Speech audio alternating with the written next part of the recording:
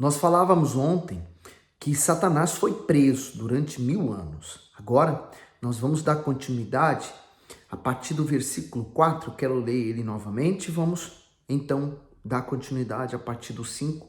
Foi onde nós paramos ontem, tá bom? Vamos pedir a direção. Meu Deus e Pai, em o nome do Senhor Jesus, eu peço a Tua luz para que o Senhor nos ilumine o entendimento e nos mostre aquilo que aqui está escrito, que o Senhor possa revelar para cada um de nós qual é a tua boa, perfeita e agradável vontade, para que possamos nos guiar através dela. Senhor Jesus, eu entrego essa meditação em tuas mãos. Amém.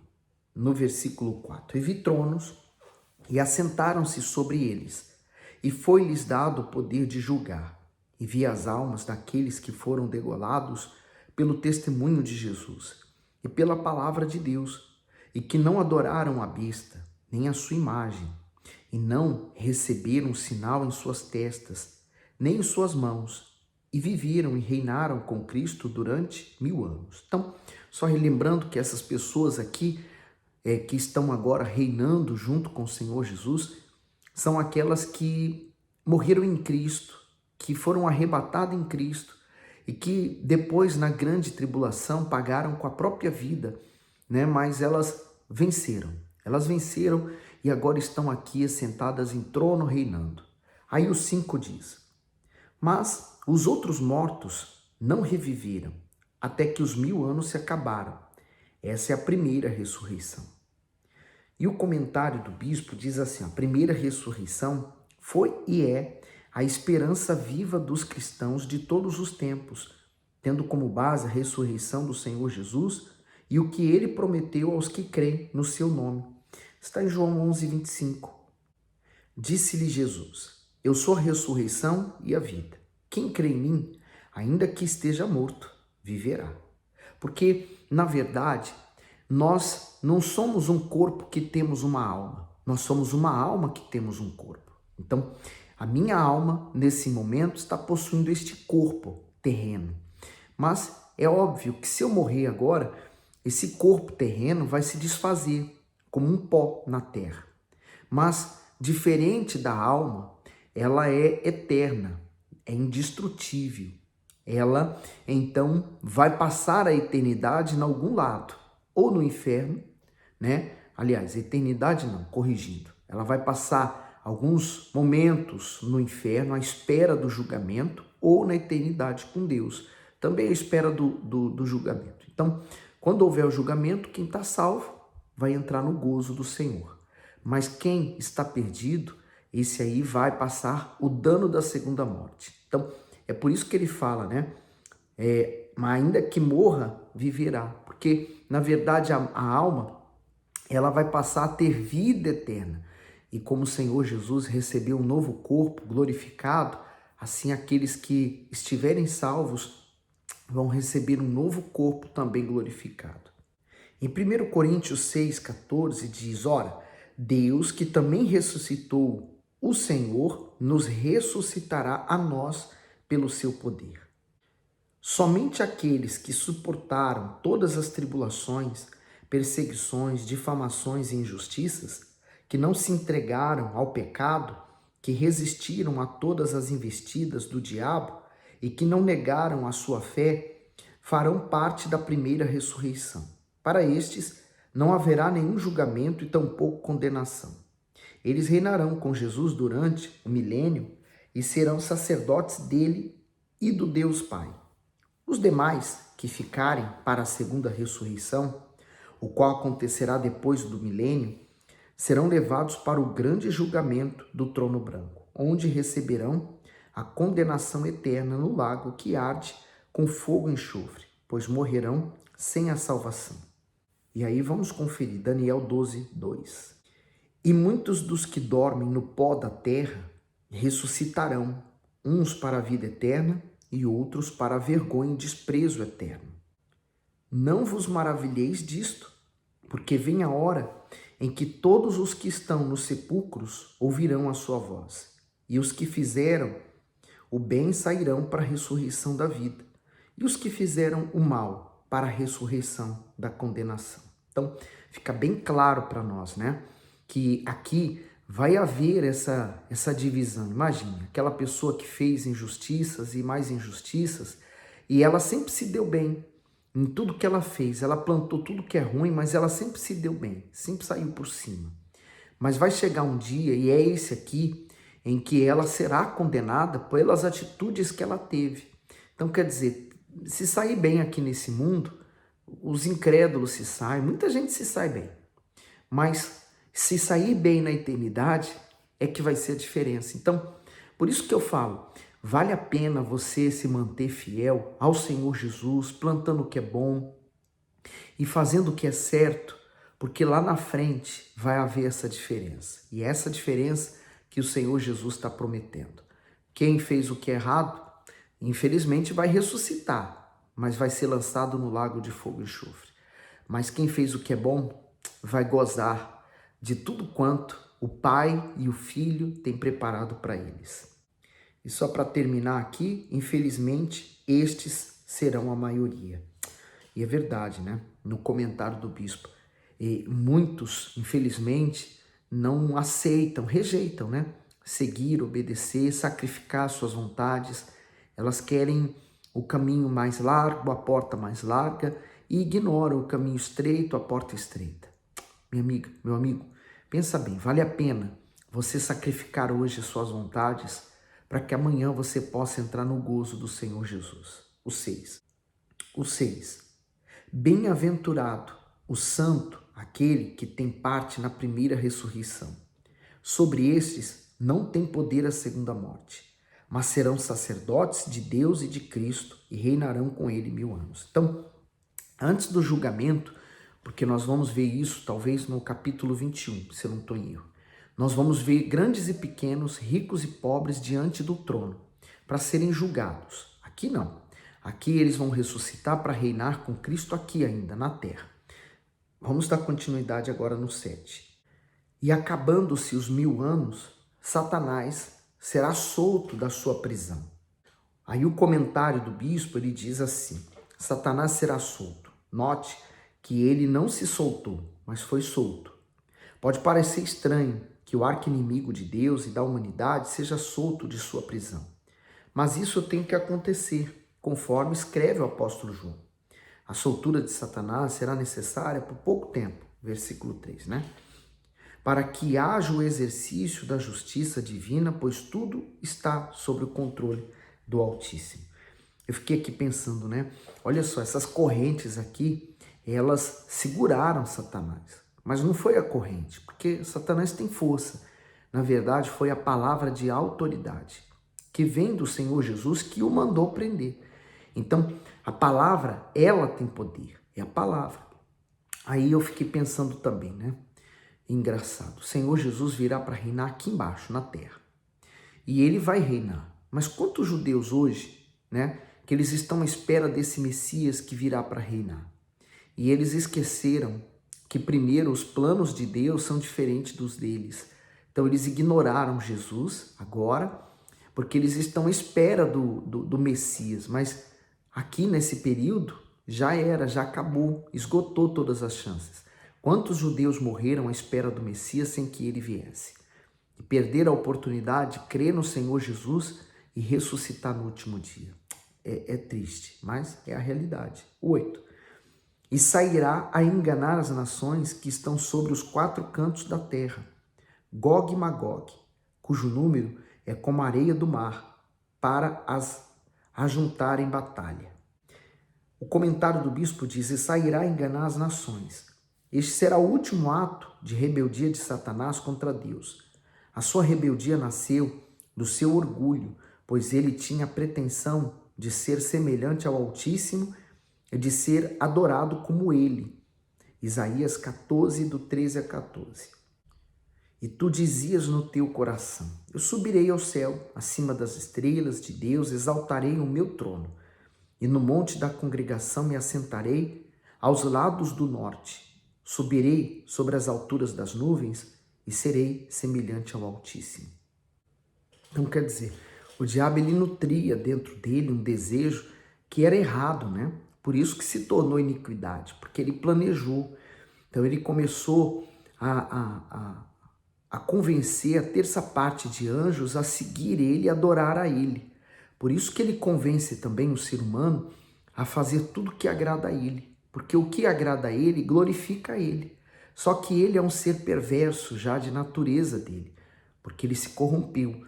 Então, por mais que alguém possa servir a Satanás nesse mundo, ele não tem o poder de livrar essa pessoa do lago de fogo e enxofre, do sofrimento eterno, porque até ele vai sofrer. Então, você tem que se agarrar ao único que pode salvar, que é Jesus. O caso de Satanás e todos os demônios que se corromperam, eles já estão julgados e condenados ao lago de fogo e enxofre. Então, por mais que alguém sirva a ele, ele vai sofrer para toda a eternidade depois. Aí, continuando, esta atitude desesperadora de reunir as nações contra Deus mostra o seu desejo incontido de afrontar o Todo-Poderoso e assumir o seu lugar no coração dos homens. Então, quer dizer, ele aqui ainda está lutando por alguma forma, de algum jeito, conseguir realizar o sonho dele, né, o intento dele. Aí ele diz no 9, e subiram sobre a largura da terra e cercaram o arraial dos santos e a cidade amada. E de Deus desceu fogo do céu e os devorou. Acabou. Simples. Foi rapidinho que resolveu o problema. O 9 diz assim, ó, desceu fogo do céu e os devorou. Este é o fim de todos os que deixam levar seu capricho do orgulho, a humilhação e o tormento eterno. No lago de fogo e enxofre, o sofrimento jamais cessará. Portanto, todos os que ali forem lançados nunca terão descanso, ou mesmo alívio, por um momento sequer. Imagine passar a eternidade nesse lugar. Lá estarão a morte, o inferno, o diabo e os seus demônios, o anticristo e o falso profeta, que para serem atormentados pelos séculos dos séculos. Por isso que vale muito a pena se aliar a Deus e recorrer a Ele. Ele é a única salvação. Seguindo para o 10. E o diabo que os enganava foi lançado no lago de fogo e enxofre, onde estão a besta e o falso profeta, e de dia e de noite serão atormentados para todo sempre. Então, olha só o final de Satanás e daqueles que rejeitaram o perdão, né? Porque o lago de fogo e enxofre foi criado como castigo para Satanás e todos os demônios, para toda a eternidade. Só que aqui você vê que aqueles que também rejeitaram o perdão de Deus, não os pecadores, porque todo pecador que se arrepende, ele recebe então a absolvição dos seus pecados. Quer dizer, o sangue do Senhor Jesus os cobre. Mas aqui, esse lago de fogo e enxofre foi criado para aqueles que rejeitaram o perdão, para a besta, para o diabo, para os demônios, para todos, o falso profeta, tudo foi lançado lá. E aí aqui diz, atormentados para sempre, para todo o sempre. Acabou. Veja que não é um período, não é um tempo, não é uma estação, é sempre. É o tormento eterno. Eu não quero estar lá. Então eu luto hoje para não chegar a esse ponto. Olha o 11. E vi um grande trono branco, e o que estava sentado sobre ele, de cuja presença fugiu a terra e o céu, e não se achou lugar para eles. Então, esse trono branco é justamente o trono de Deus. E aí, até a terra e o céu fugiram da presença dele, tamanha a santidade, a grandeza e a glória desse lugar. E aí o comentário vem assim, vi um grande trono branco. Este é o trono do julgamento final. Uma figura de imensurável poder e de pura e incorruptível justiça. Nele se assentará aquele que recebeu o poder e autoridade para julgar, o Senhor Jesus. E também o Pai a ninguém julga, mas deu ao Filho todo o juízo, para que todos os honrem o Filho, para que todos honrem o Filho, como honraram o Pai. Quem não honra o Filho, não honra o Pai que o enviou. Na verdade vos digo que quem ouve a minha palavra e crê naquele que me enviou tem a vida eterna e não entrará em condenação, mas passou da morte para a vida. Então, quer dizer, primeiro, o Senhor Jesus veio com o objetivo de salvar. Deixou o Espírito Santo como penhor, como uma garantia para que todos aqueles que crescem nele fossem salvos. Mas agora, o Senhor Jesus não é mais aquele que vem para salvar, ele veio para julgar. Ele veio para condenar aqueles que rejeitaram o seu sacrifício, que rejeitaram o seu sangue, que rejeitaram a salvação. E aí, continuando, diz: a grandeza, a glória e o poder deste grande e justo juiz serão tamanhos que a terra e o céu fugirão da sua presença. Quem poderia descrevê-lo? Ninguém, pois ele é indescritível, soberano, onisciente, onipresente e onipotente. A pergunta do bispo no comentário é: quem pode descrevê-lo? Por isso que ninguém, porque ele é indescritível. Apesar de alguns homens de Deus tentar de alguma forma dimensioná-lo, né? Quando até disse lá que ele mede na concha das suas mãos a água do mar, quer dizer, por mais que se tente fazer alguma coisa para dimensioná-lo, é impossível. Ele é muito grande, ele é soberano, quer dizer, ele é todo poder, não há rei, aliás, ele é rei dos reis, né? Ele é senhor dos senhores, ele é onisciente porque ele sabe de todas as coisas, ele é onipresente porque está presente em todos os lugares ao mesmo tempo, e é onipotente porque ele tem todo o poder, ele é o Criador de todas as coisas. Por isso que quando nós conferimos a nossa vida a ele, nós estamos completamente seguros. E aí, seguindo agora para o 12, ele diz: e vi os mortos, pequenos e grandes, que estavam diante de Deus, e abriram-se os livros, e abriram-se outro livro, que é o da vida. E os mortos foram julgados pelas coisas que estavam escritas nos livros, segundo as suas obras. Então, esse versículo aqui ele é muito forte, né? Que ele fala pequenos e grandes, não é referenciando a estatura da pessoa, mas grandes porque existiu grandes reis, imperadores, governantes, presidentes, ministros, enfim, pessoas importantes. Mas os pequenos, aqueles que talvez nunca foram conhecidos publicamente, tão pequenos e grandes. E ele fala, estavam diante de Deus. Então, todos nós, independente do que fizemos ou deixamos de fazer, vamos nos apresentar diante desse trono. E abriram-se livros. Que livros são esses? Livros se refere ao histórico da pessoa. Enquanto ela viveu aqui nesse mundo, tudo foi registrado. Tudo que a pessoa fez. Todos os atos e atitudes que ela fez. Bons e maus, tudo. E não é porque há uma balança e vai pesar o que foi feito de bom e o de mal, não. Quem tem a sua vida escrita em livros já está condenado, porque não houve o arrependimento, por mais caridade que essa pessoa tenha feito. Então, o que acontece? Quando a pessoa ela se converte, ela aceitou o sacrifício do Senhor Jesus, o sangue dele lava essa criatura e automaticamente abriu-se outro livro, que é o livro da vida. Então, é onde o nosso nome precisa estar, o livro da vida.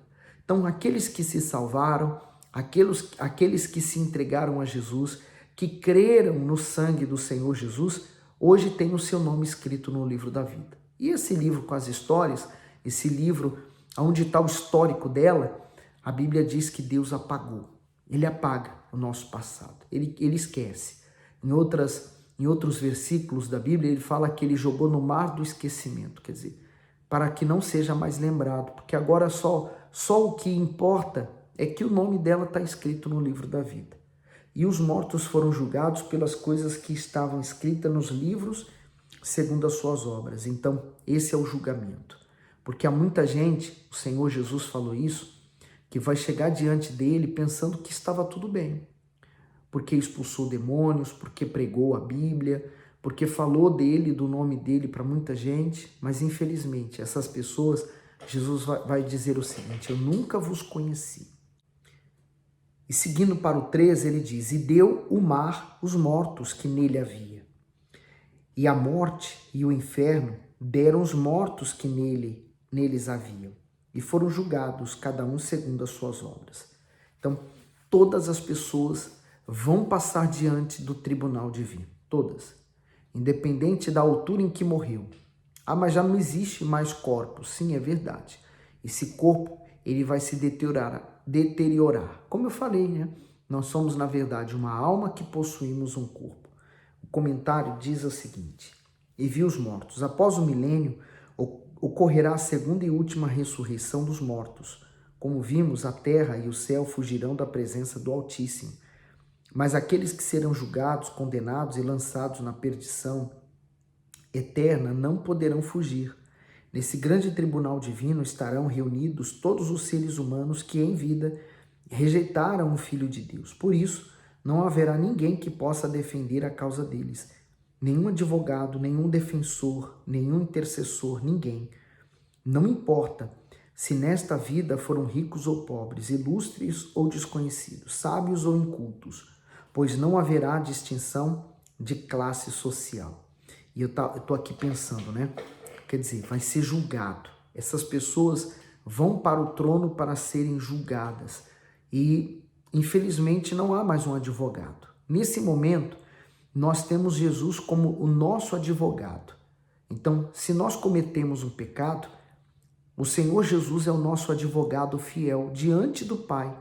Então, toda acusação que o diabo possa nos fazer, o nosso advogado que é fiel, ele vem para nos absolver delas. Porque ele fala, olha, mas ele está sendo acusado por isso, de fato ele fez, mas ele recorreu a mim, ele bebeu do meu sangue, ele agora é meu. Então o Senhor Jesus nos resgata. Aí ele diz assim, ó, por isso, de que adiantou tanta ganância, arrogância, orgulho e prepotência? Os livros que contêm as obras e as palavras dos que serão julgados vão ser abertos. Em Mateus 12:36 diz assim, mas eu vos digo que de toda palavra ociosa que os homens disserem, hão de dar conta no dia do juízo. Porque por tuas palavras será justificado e por tuas palavras será condenado. Lembra daquelas palavras do filme? Tudo que você disser será usado contra você no tribunal. É mais ou menos isso. Por isso nós temos que cuidar muito bem das nossas palavras. Aí, continuando, ele diz, os livros que contêm as obras e as palavras dos que serão julgados vão ser abertos e mostrarão todas as oportunidades de salvação oferecidas pelo Senhor Jesus, mas que foram desprezadas. Portanto, ninguém terá desculpa diante do justo juiz. Hoje, todos possuem a chance de ter o nome escrito no livro da vida. Basta apenas uma atitude sincera de se entregar totalmente ao Senhor e então estará livre desse terrível dia. E aí eu até completo, né? Tem pessoas que quando você chama elas a buscarem o Senhor Jesus na igreja, elas dizem, eu não tenho tempo, eu não posso, não há condições. Hoje elas não têm tempo para Deus e amanhã Deus não vai ter tempo para elas. Aí o versículo 13 diz assim, e deu o mar os mortos. O mar que entregou os seus mortos não é o oceano que conhecemos, pois esse já terá fugido juntamente com a terra. Esse mar, a morte, é o além, se referem ao Hades, que é o reino dos mortos. Em Jó 26:5 diz, os mortos tremem debaixo das águas, com os seus moradores. O inferno está nu perante ele e não há cobertura para a perdição. E seguindo, todos os que morreram sem a salvação, desde os dias de Noé, quando a terra foi inundada pelas águas do dilúvio, comparecerão diante do grande trono branco, serão julgados individualmente. Assim, todos os segredos serão revelados nesse dia. Absolutamente nada ficará oculto, pois tudo está registrado nos livros que serão usados como prova contra aqueles que foram rebeldes e desobedientes à palavra de Deus. Então eu entendo também que o inferno, né, o lago de fogo e enxofre, não foi criado para as pessoas. Na verdade, ele é um lugar de tormento, de dor, de sofrimento e de julgamento, mas para quem rejeitou o perdão. Os falsos cristãos e os falsos servos de Deus também estarão nele. Tribunal para serem julgados. Além disso, o livro da vida será aberto para conferir se o nome daqueles que se dizem convertidos estará registrado ali. Afinal, na multidão daqueles que aceitam o Senhor Jesus como Salvador, poucos são os que realmente se entregam a Ele. E aí, concluindo, ele diz: e a morte e o inferno foram lançados no lago de fogo. Essa é a segunda morte. E aquele que não foi achado escrito no livro da vida foi lançado no lago de fogo. E aí diz o texto: e o lago de fogo, este é o local da separação eterna de Deus, ou a segunda morte, esse lugar de muito fogo e enxofre. Está lá em Apocalipse 14, 10 a 11 e Marcos 9, 44. No 44 diz: onde o seu bicho não morre e o fogo não se apaga. No 46 ele diz: onde o seu bicho não morre e o fogo nunca se apaga. E no 48, onde o seu bicho não morre e o fogo nunca se apaga. Então quer dizer, olha que forte, né? Olha o que representa esse lago de fogo e enxofre. Nem sequer o bicho morre. Então a alma é indestrutível, por isso que ela vai para esse lago de fogo e enxofre e ela não será destruída pelo lago de fogo e enxofre. A pessoa vai sentir todas as dores por causa daquele lago de fogo e enxofre, não vai ser destruída e ela vai continuar sentindo dor constantemente.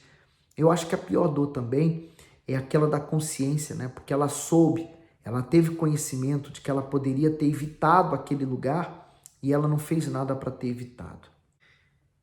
E aí, seguindo o texto, é o destino final daqueles que não tiveram o nome escrito no livro da vida.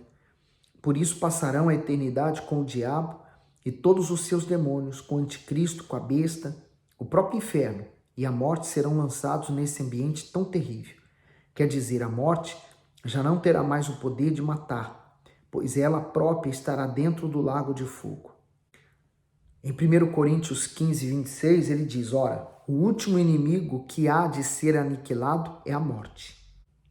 Ainda há tempo na continuidade, para quem quiser escapar deste lugar. Deus está oferecendo agora mesmo perdão para aqueles que se humilharem diante dele com o coração arrependido. Não importa o tamanho do pecado cometido, e sim a disposição em abandonar tudo aquilo que contraria a vontade divina. O Senhor Jesus morreu por todos os pecadores, porém não deixe a decisão de se entregar a ele para depois, pois amanhã pode não haver mais tempo. Porque diz em 2 Coríntios 6,2: ouvi-te em tempo aceitável, socorri-te no dia da salvação. Eis aqui agora o tempo aceitável, eis aqui agora o dia da salvação. Por isso cabe a você aproveitar essa oportunidade, agarrar essa chance e poder aproveitar, né, a salvação que está lhe sendo oferecida. Vamos conferir que está em Hebreus 3, 7 a 8? Portanto, como diz o Espírito Santo, se ouvirdes hoje a sua voz, não endureçais os vossos corações, como na provação, no dia da tentação no deserto. Então, todos nós temos a mesma oportunidade, a mesma chance. Por que não você agora aproveitar e procurar um lugar aí mais reservado e você falar com o Senhor Jesus? Será que você não está precisando resolver algo com Ele? Você não está precisando sacrificar uma vontade sua, renunciar um desejo do seu coração para fazer a dele? Aproveite isso agora, tá bom? Fique bem, fique com Jesus. Depois você manda esse vídeo para mais pessoas, tá bom? Tchau, Deus abençoe.